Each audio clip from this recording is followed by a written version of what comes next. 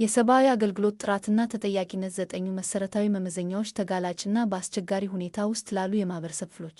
መመዘኛ 1 አገልግሎቱን የሚያገኙ እና የሚመለከታቸው ሰዎች በተግባራትና በውሳኔዎች ሂደት የመሳተፍ መብቶቻቸውን ተግባራዊ ማድረግ ይችላሉ። መመዘኛ 2 እንደ መሰረታዊ ፍላጎቶቻቸውና ቅድሚያ እንደሚሰጧቸው ጉዳዮች ወቅታዊ እና ውጤታማ ድጋፍ ያገኛሉ።